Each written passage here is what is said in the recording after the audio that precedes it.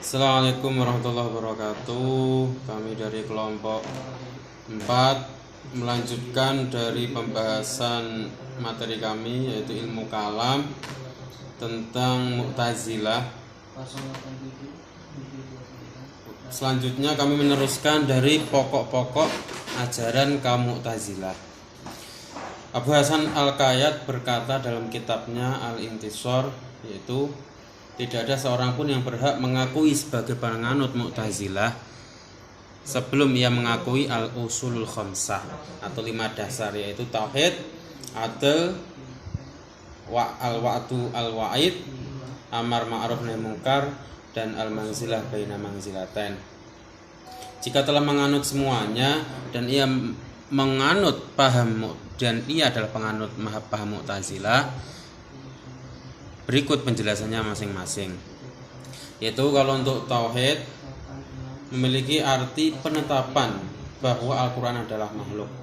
Sebab jika Al-Quran bukan makhluk, berarti terjadi sejumlah zat qadim. Menurut mereka Allah adalah qadim, dan jika Al-Quran adalah qadim, berarti syirik dan tidak bertauhid.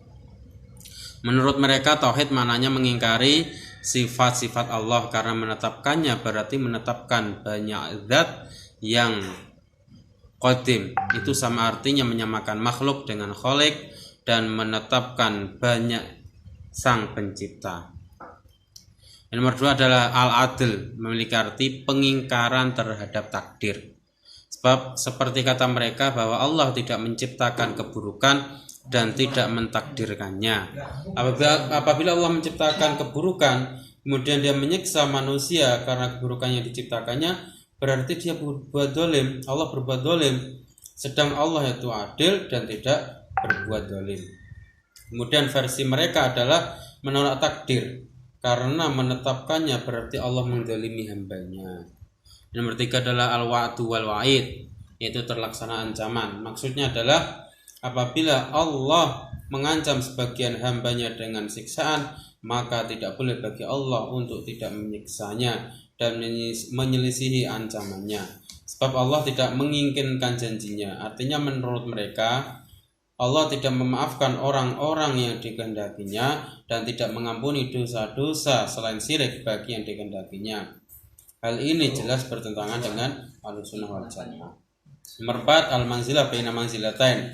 Artinya orang yang berbuat dosa besar berarti keluar dari iman, tetapi tidak masuk dalam kategori kekufuran. Akan tapi ia berada dalam satu posisi antara dua keadaan, yaitu tidak mukmin, tidak pula kafir.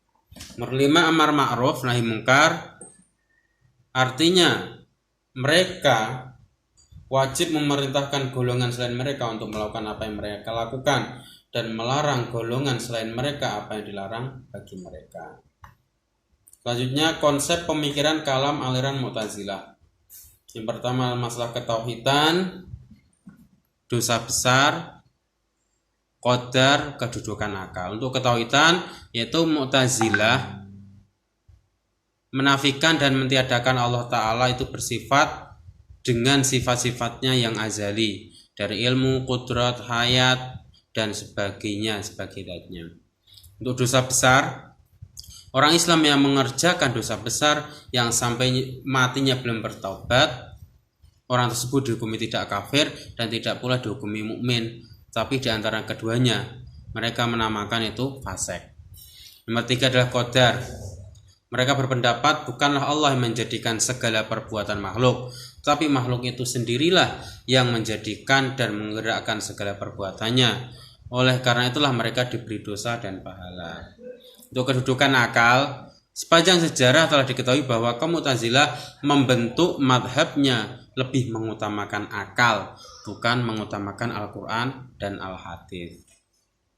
Untuk kelompok-kelompok Mu'tazilah berdasarkan versi mereka itu terbagi menjadi 2 kelompok.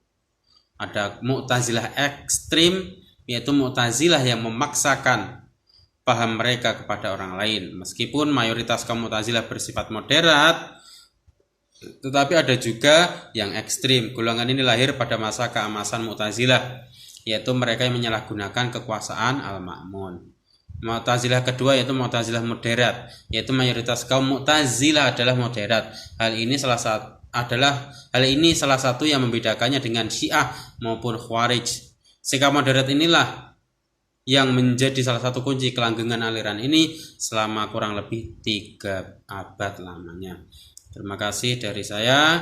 Selanjutnya akan dibawakan oleh teman saya materinya. Dari saya cukup sekian. Assalamualaikum warahmatullahi wabarakatuh.